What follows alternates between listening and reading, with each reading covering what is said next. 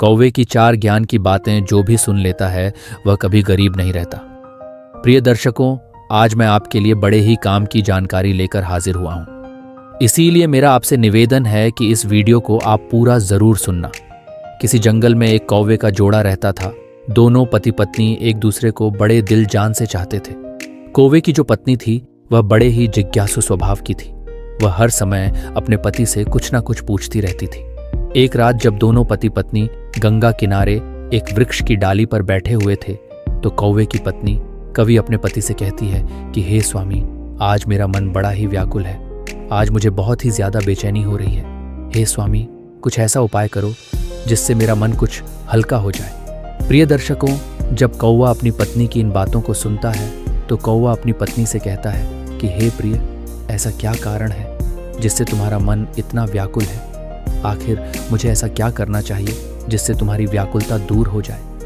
यह सुनकर के कव कहती है कि कोई ऐसी कहानी सुनाओ जिसे सुनकर मेरे मन को शांति मिल जाए और कुछ ज्ञान प्राप्त हो। इस प्रकार से कौवा अपनी पत्नी को कहानी सुनाने लग जाता है और अपनी पत्नी से कहता है कि हे प्रिय मनुष्य, कितना भी गरीब क्यों ना हो, इन 4 व्यक्ति को अपने साथ हमेशा रखना चाहिए। इनका कभी अपमान नहीं करना चाहिए। फिर कवि कहती है, हे स्वामी, वह कौन 4 व्यक्ति हैं जिसे किसी भी मनुष्य को अपने साथ रखने चाहिए? कौवा कहता है कि कवि, मैं तुम्हें यह बातें एक कहानी के माध्यम से बताऊंगा, इसलिए तुम इस कहानी को पूरा सुनना। तब कवि कहती है कि हे स्वामी, मैं आपकी इस कहानी को पूरे मन से सुनूंगी, कृपया आप कहानी सुनाइए। तब कौवा अपनी कहानी शुरू करता है और कहता है कि एक गांव में एक वृद्ध महिला अपने 2 बेटों के साथ रहती थी। उसका पति पहले ही गुजर चुका था और उनके पास केवल 2 बेटे ही थे। इस प्रकार उनके परिवार में कुल 3 सदस्य थे। उनकी जमीन भी बेहद कम थी। वह अपने बेटों के साथ मिलकर उस छोटी सी जमीन पर काम करती थी। उसके बेटे बहुत मेहनती थे। उन तीनों का जीवन उस छोटी सी जमीन से चलता था। समय के साथ जब बेटे विवाह योग्य हो गए तो उस वृद्ध महिला ने उनकी शादी करवा दी। घर में 2 बहुएं आ गई। कुछ समय तक सब कुछ अच्छा चल रहा था। घर में बहुत प्रेम था और सभी मिलजुल कर रहते थे। लेकिन जैसे जैसे समय बीतता गया, दोनों बहुओं में आपस में झगड़ा होना शुरू हो गया, कभी किसी बात को लेकर तो कभी किसी बात को लेकर।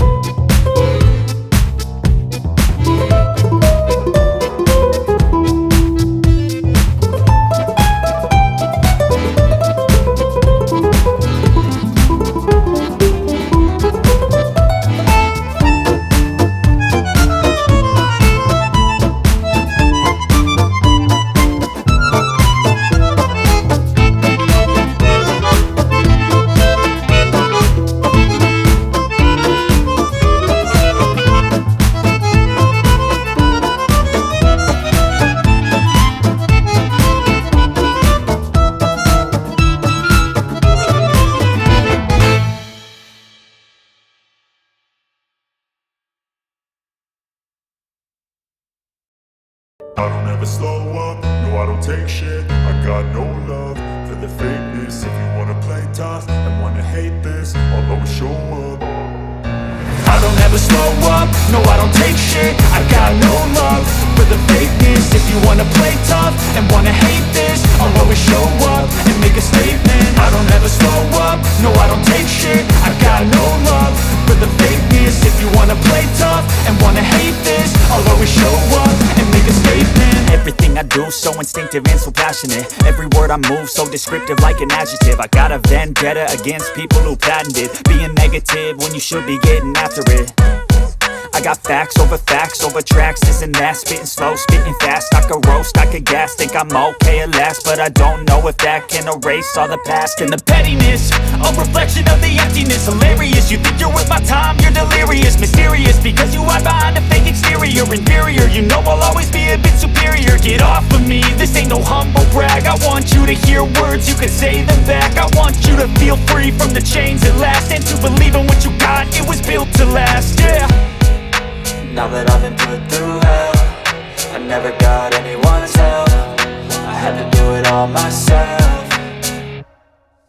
I don't ever slow up, no I don't take shit. I got no love for the fakeness. If you wanna play tough and wanna hate this, I'll always show up and make a statement. I don't ever slow up, no I don't take shit. I got no love for the fakeness. If you wanna play tough and wanna hate this, I'll always show up and make a statement. Gonna learn the consequence of being incompetent. Mental health is confidence, dreams and some modestness. I'm not here to save the day, that's for you to take away. I could play a million mind games, but instead I say something not illogical, something that is topical. Rub it on and watch it go, make yourself unstoppable. Dreams are irresponsible, but they're always possible. If you just believe, you could be so remarkable. Thoughts in my head, a collage and they spread. I'll be great one day, going off of my meds. No, I'm not giving up, no, I'm not giving in. I will make it to the top, taking off in the wind. I gotta make it, I'm saving every day to taste it. I'm patient, but my mind, it can hardly take it. I'm chasing a dream that I've had for several ages. A vacant, modern kingdom for the taking.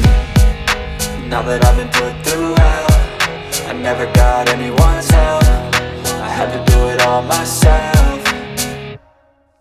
I don't ever slow up, no I don't take shit. I got no love for the fakeness. If you wanna play tough and wanna hate this, I'll always show up and make a statement. I don't ever slow up, no I don't take shit. I got no love for the fakeness. If you wanna play tough and wanna hate this, I'll always show up and make a statement. I don't ever slow up, no I don't take shit. I got no love for the fakeness. If you wanna play tough and wanna hate this, I'll always show up.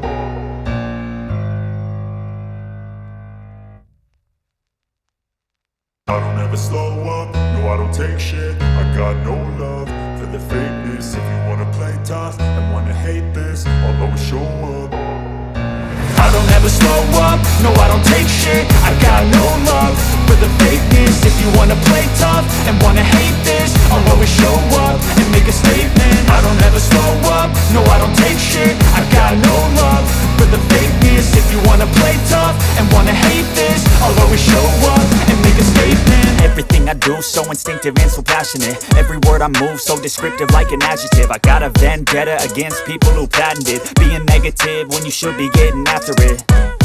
I got facts over tracks, this and that. Spitting slow, spitting fast, I could roast, I could gas. Think I'm okay at last, but I don't know if that can erase all the past. And the pettiness, a reflection of the emptiness. Hilarious, you think you're with my time, you're delirious. Mysterious, because you hide behind a fake exterior. Inferior, you know I'll always be a bit superior. Get off of me, this ain't no humble brag. I want you to hear words, you can say them back. I want you to feel free from the chains at last, and to believe in what you got, it was built to last, yeah. Now that I've been put through hell, I never got anyone's help. I had to do it all myself.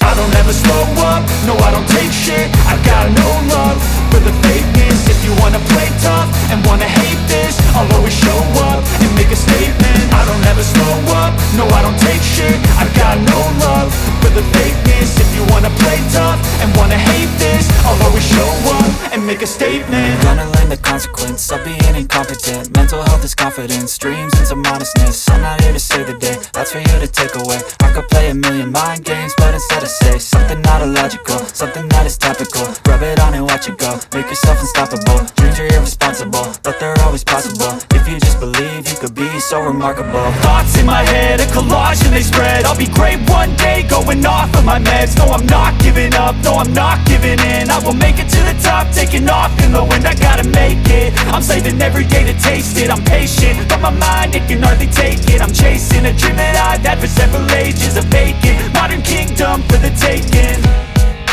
Now that I've been put through hell, I never got anyone's help. I had to do it all myself. I don't ever slow up, no I don't take shit. I got no love for the fakeness. If you wanna play tough and wanna hate this, I'll always show up and make a statement. I don't ever slow up, no I don't take shit. I got no love for the fakeness. If you wanna play tough and wanna hate this, I'll always show up and make a statement. I don't ever slow up, no I don't take shit. I got no love for the fakeness. If you wanna play tough and wanna hate this, I'll always show up.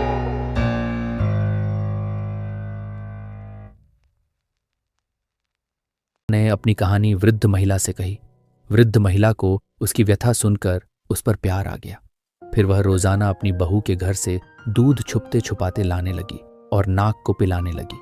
कभी वह दूध बड़ी बहू के घर से लाती तो कभी छोटी बहू के घर से। इस प्रकार वह नियमित रूप से नाक को दूध पिलाने लगी। नाक भी हर रोज उस स्थान पर आता और वृद्ध महिला के हाथों से दूध पीकर बहुत खुश होते। नाक को ऐसा लगता जैसे उन्हें अपनी असली मां मिल गई हो। फिर एक दिन क्या हुआ कि बहू ने देखा कि उनका दूध रोजाना कम हो रहा है। उन दोनों बहुओं ने आपस में चर्चा की और एक दूसरे से कहा कि कोई हमारा दूध चुरा लेता है। हमारा दूध कैसे कम हो जाता है? हर तीसरे दिन हमारा दूध कम हो जाता है। बड़ी बहू ने भी कहा कि हमारा भी हर तीसरे दिन दूध कम हो जाता है। हमारे दूध को कोई चुरा लेता है, लेकिन दूध चुराने के लिए हमारे घर में कौन आएगा? फिर उन्होंने विचार किया कि केवल बुढ़िया ही रसोई के अंदर जाती है और तो कोई जाता नहीं। फिर हमारे दूध को भला कौन चुरा सकता है? पड़ोसी हमारे घर में आते नहीं हैं। तब छोटी वाली ने कहा, दीदी तुम्हारा चोर और मेरा चोर एक ही है, चलिए हम उसे छुप कर देखते हैं। फिर दोनों ने योजना बनाई और छुप कर देखने लगी। इधर अगदिन होता है तो वृद्ध महिला रोज की तरह बड़ी वाली के घर में जाती है और रसोई में घुस जाती है। वे दोनों छुप कर देख रही थी।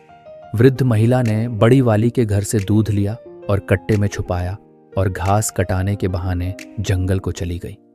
इधर बुढ़िया को दूध ले जाते उन दोनों ने देख लिया। तब छोटी वाली ने कहा कि चलिए देखते हैं ये बुढ़िया दूध लेकर जंगल में कहाँ जाती है और किसे पिलाती है, खुद पीती है या किसी और को पिलाती है। वृद्ध महिला जंगल में चली जा रही थी। उसके पीछे पीछे दोनों बहुएं गुप्त रूप से उसे देखने के लिए आगे बढ़ती जा रही थी।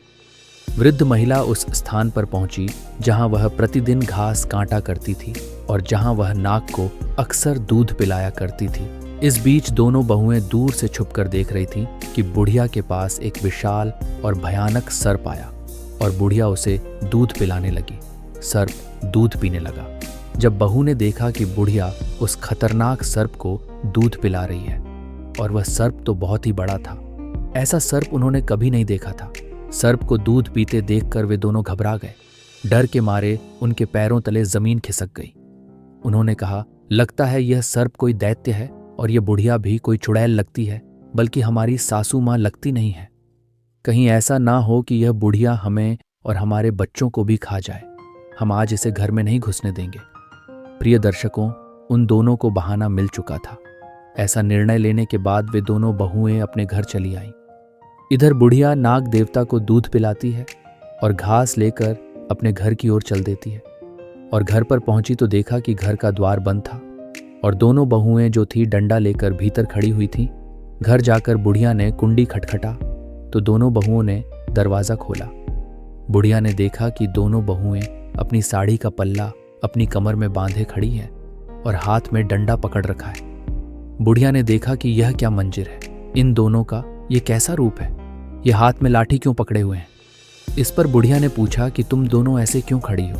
तो दोनों ने एक साथ जवाब दिया, अरे बुढ़िया, तू तो एक चुड़ैल है, एक दिन तू हमें खा जाएगी, हमारे बच्चों को भी मार डालेगी। बुढ़िया ने कहा, अरे बहू, क्या तुम पागल हो गई हो? मैं तुम्हारी सास हूं, कोई डायन नहीं जो तुम्हारे बच्चों को खा जाऊंगी। अरे तुम्हारे बच्चे तो मेरे पोता पोती हैं जो मुझे मेरे बेटों से भी ज्यादा प्यारे हैं, और तुम ऐसी क्या बातें कर रही हो। तब वह दोनों बहुएं कहने लगी, अरे बुढ़िया, हमें पागल मत बनाओ। हमने तुम्हें देख लिया है। तू एक खतरनाक सर्प को दूध पिलाती हो, हमारे घर से चोरी करके दूध ले जाती हो और उस सर्प को पिलाती हो। वह सर्प कोई राक्षस है और तू उसके साथ में कोई चुड़ैल या डायन है, और अब हम तेरा विश्वास बिल्कुल नहीं करेंगे। आज के बाद तुम्हारे लिए इस घर में कोई जगह नहीं है। तुम्हें इस घर में हम घुसने नहीं देंगे, और ज्यादा जबरदस्ती की तो यहां से फिर जिंदा बचकर नहीं जाओगी। इसलिए अच्छाई में है कि तू यहां से सीधे वापस चली जा।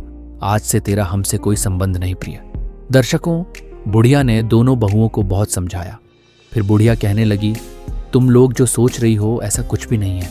ये मेरा घर है और हमें अंदर आने दो। प्रिय दर्शकों, अब परिणाम ये हुआ कि दोनों बहुओं ने उस बुढ़िया को घर में घुसने ही नहीं दिया। बुढ़िया ने जबरदस्ती की तो एक डंडा बुढ़िया को मार दिया और उसे धक्के मारकर घर से बाहर निकाल दिया। रात का समय था और अंधेरा हो चुका था। बुढ़िया अपनी बहू से रोते हुए कहने लगी, मैं इस रात में कहाँ जाऊंगी।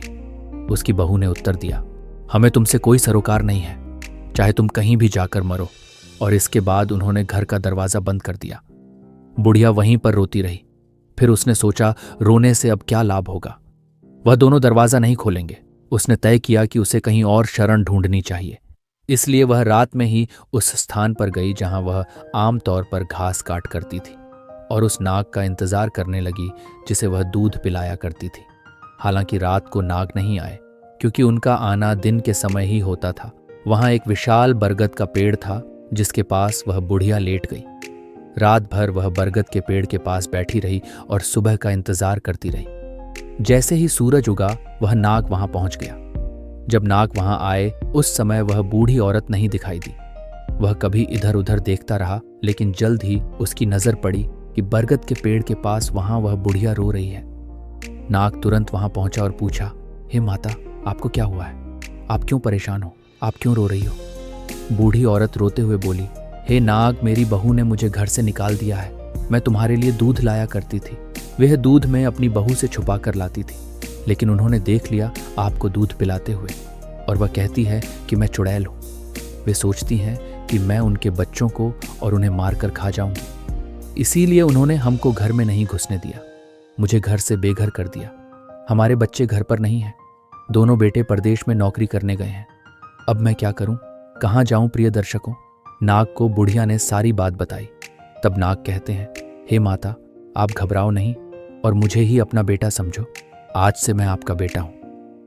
नाग की बात सुनकर बुढ़िया बड़ी प्रसन्न हो जाती है। फिर नाग कहता है, आप घबराइए नहीं, आप हमारे साथ आइए। प्रिय दर्शकों, इसके पश्चात वह नाग बुढ़िया माता को साथ लेकर घने वन में जाता है। आगे आगे नाग चलता है और उसके पीछे वृद्ध माता। वे एक विकराल जंगल में पहुंचते हैं, जहां नाग बुढ़िया माता को लेकर आता है, जहां वह आश्रम में दूध पीने जाता था। नाग बुढ़िया को उस आश्रम तक ले आता है। बुढ़िया पूछती है, बेटा, ये आश्रम किसका है? ये तो बहुत ही मनोरम है।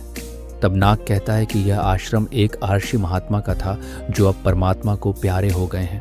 उनका देहांत हो गया है।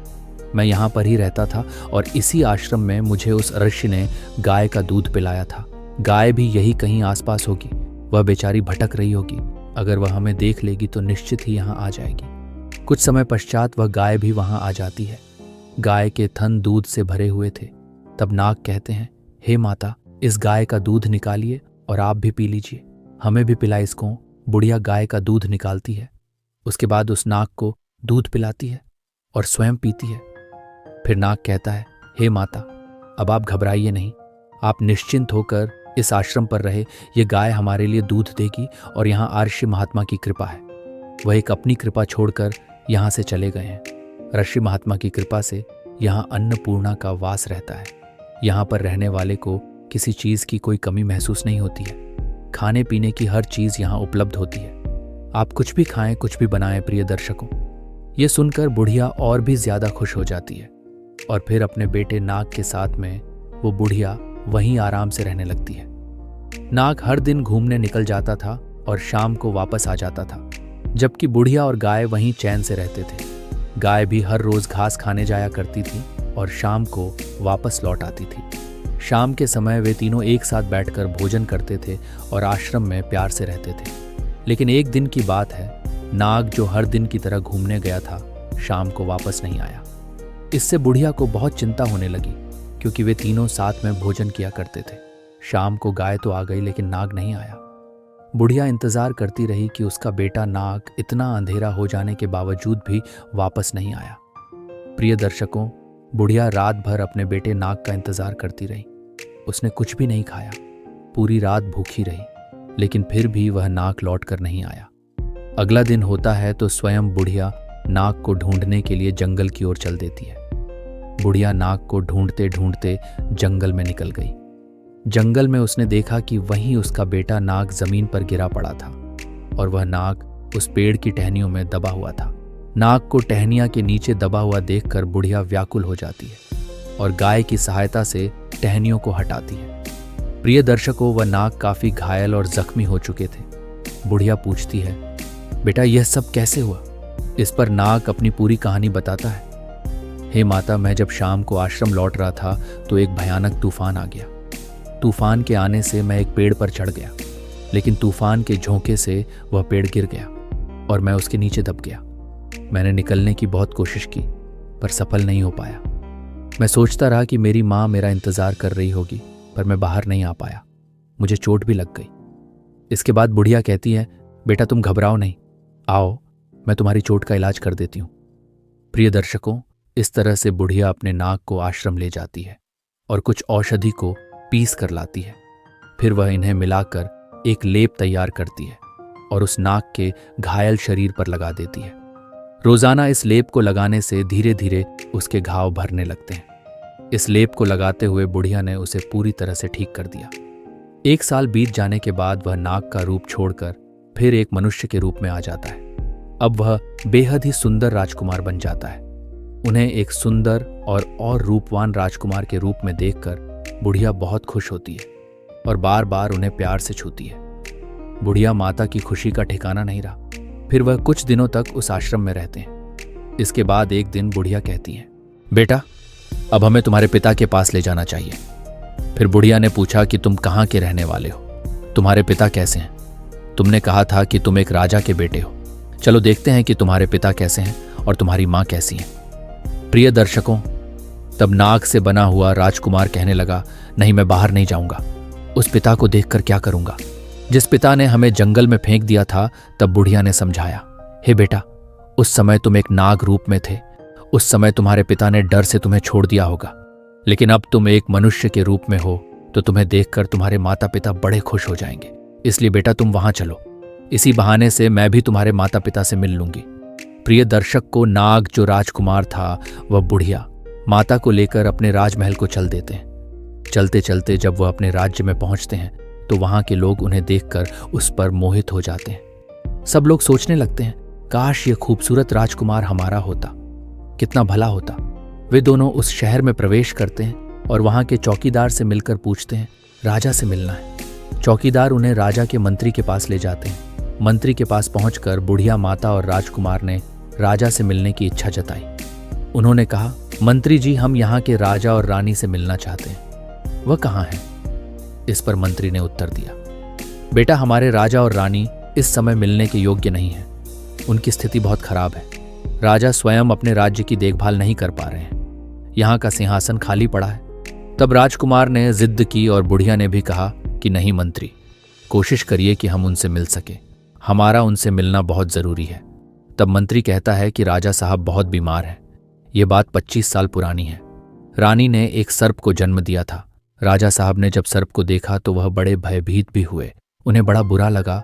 रानी के लिए तो वह सर्प भी प्यारा था, क्योंकि माँ के लिए उसका बच्चा कैसा भी हो उसके लिए प्रिय होता है।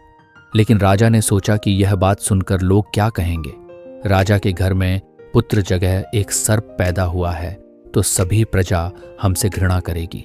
इसीलिए राजा ने उस सर्प को जंगल में फेंक दिया और तब से राजा रानी जो है उनका शरीर सूख कर कांटा हो गया है और राज सिंहासन को उन्होंने छोड़ दिया है। कभी सिंहासन पर विराजमान नहीं होते और अपने महल में राजा रानी बुरी तरीके से मायूस अवस्था में पड़े रहते हैं। जब उस राजकुमार ने यह सुना तो उसने मंत्री से अनुरोध किया कि अगर वह उनसे मिलवा दे तो बहुत कृपा होगी। तो प्रिय दर्शकों, मंत्री उस राजकुमार, उस बुढ़िया माता को राजा और रानी के पास ले जाता है, जहां उस लड़के के माता पिता निराशा में लेटे हुए थे। महल में लेटे लेटे उनका शरीर गल गया था और वह सदा चिंता में डूबे रहते थे। प्रिय दर्शकों, फिर राजकुमार उस बुढ़िया के साथ राजा और रानी के पास जाता है और उनके पैर छूता है। जब राजकुमार अपने माता पिता के पैरों को छूता है तो राजा और रानी में एक संवेदना की लहर दौड़ जाती है कि वे दोनों उठ कर के बैठ जाते हैं और कहते हैं कि बेटा तुम कौन हो, कहाँ से आए हो, तुमने हमारे पैर छुए हैं। तुम्हारे पैर छूते ही ऐसा लगता है कि हमारे अंदर कोई शक्ति आ गई है। तुम कौन हो बेटा, अपना परिचय दो। प्रिय दर्शकों, तब वह बेटा अपनी सारी कहानी सुनाता है और कहता है कि पिताजी मैं आपका बेटा हूं। और रानी से कहता है कि माता मैं तुम्हारा पुत्र हूं, मैं तुम्हारे गर्भ से जन्म लिया था, मैं नाग रूप में था, मुझे आर्षि का श्राप लगा हुआ था, इसीलिए मैं नाग बना, लेकिन आप लोगों ने मुझे जंगल में फेंक दिया। 25 साल का श्राप था, 25 साल पूरे हो गए और आज हम पुनः मनुष्य स्वरूप में आ गए हैं। माँ, अब क्या आप मुझे अपने हृदय से नहीं लगाओगी? प्रिय दर्शकों, क्या हुआ? इतने शब्द सुनने के बाद में वो माँ भाग करके अपने बेटे को हृदय से लगा लेती है और उस राजा के लिए खुशी का ठिकाना नहीं रहा। राजा रानी ने अपने बेटे को गले से लगा लिया, बार बार पुचकाया देने लगी। प्रिय दर्शकों, उन राजा रानी को ऐसा लगता था मानो उनके अंदर एक शक्ति आ गई हो। प्रिय दर्शकों, इतनी कहानी सुनाने के पश्चात राजा और रानी कहते हैं कि इंसान को कभी भी यह 4 चीज नहीं छोड़नी चाहिए। पहला बच्चा, दूसरा बुजुर्ग, तीसरा पागल और चौथा मेहमान। इन्हें कभी भी अपने घर से नहीं निकालना चाहिए। फिर उसके बाद राजा ने सभी प्रजा को संबोधित कर दिया कि हमारा बेटा आ गया है। प्रजा भी बहुत खुश हुई। राजा ने सभी को यह सूचना दे दी कि कल राजकुमार अब से राजगद्दी पर बैठेगा। अगले दिन राजा ने उसका राज्य अभिषेक किया। उसी दौरान वह बुढ़िया थोड़ी उदास हो जाती है, सोचने लगती है अब मैं कहाँ जाऊं दोस्तों। तब राजा कहते हैं, हे माता, आज से तुम यहाँ की राजमाता कहलाओगे। अब बुढ़िया बहुत ही प्रसन्न होती है। जब वह बूढ़ी माँ के दोनों बेटे घर लौटे और उन्होंने अपनी माँ को घर में ना पाया तो उन्होंने अपनी पत्नियों से पूछा कि हमारी माँ कहाँ गई है। उनकी पत्नियों ने उत्तर दिया कि तुम्हारी माँ एक एल और डायन थी, इसीलिए मैंने उन्हें मारकर भगा दिया। वह हर दिन जंगल में जाकर सर्प को दूध पिलाया करती थी। अपनी पत्नियों की इस बात को सुनकर बूढ़ी माँ के दोनों बेटे क्रोध से भर उठे और अपनी पत्नियों को डांटते फटकार हुए उन्हें घर से निकालने लगे। वह बोले, तुम्हें शर्म नहीं आती, हमारी माँ को चुड़ैल और डायन कह रही हो? हमारी माँ कहाँ है, जल्दी बताओ, नहीं तो तुम्हें छोड़ेंगे नहीं। लेकिन उन बहुओं को असल में नहीं पता था कि बूढ़ी माँ इस समय कहाँ है। अब तो उनके पति रोजाना उन्हें डांटते फटकारते, उन्हें मारते पीटते थे। धीरे धीरे उनकी हालत खराब हो गई, क्योंकि ना तो उन्हें चैन से भोजन मिल रहा था, ना कोई सम्मान। उनके ही बच्चे उनसे नफरत करने लगे थे। सब लोग उन्हें घृणा की नज़र से देखने लगे थे, क्योंकि कहते हैं ना कि जो अपने बड़े बूढ़ों का अनादर करता है, अपमान करता है, तो उसका भी अपमान समाज करता है। उनके बच्चे भी उनका सम्मान नहीं करते। इधर दोनों बेटों को ये पता चल जाता है कि उसकी माँ जो है वह एक राज्य की राजमाता है। तो फिर दोनों बेटे बड़े खुश होते हैं और सोचते हैं कि हमारी माँ बड़ी दयालु स्वभाव की थी, रोज भगवान की पूजा पाठ करती थी, भगवान की भक्ति करती थी। इस प्रकार भगवान ने उन्हें कितना उच्च पद प्रदान किया है। बेटों को यह सुनकर बहुत आनंद आता है और इसके बाद वे राज दरबार में जाते हैं। राजा की सहायता से अपनी वृद्ध माता राजमाता से मिलते हैं और उनसे कहते हैं, हे माँ, अब आप घर चलिए, हम आपको लेने आए हैं। तब वह वृद्ध माँ कहती है, मेरे बेटे, मैं यहाँ रहकर खुश हूँ। यहाँ हमारे पास एक और बेटा है। तुम बिना किसी चिंता के जाओ, मेरा आशीर्वाद तुम्हारे साथ है। अपनी पत्नी और बच्चों के साथ सुखपूर्वक जीवन व्यतीत करो। इस प्रकार अपनी माँ का आशीर्वाद प्राप्त कर दोनों भाई घर लौट आते हैं। वृद्ध माँ का बेटा और पोता तो अपने जीवन में खुश थे, लेकिन उनकी बहुएं दुखी थीं। भगवान उन्हें अपने कर्मों का फल दे रहे थे। इतना कहकर कौवा इस कहानी को समाप्त करता है। प्रिय दर्शकों, जीवन में एक बात हमेशा ध्यान रखना कि अपने माता पिता, घर के बड़े बुजुर्गों के साथ दुर्व्यवहार कभी ना करें।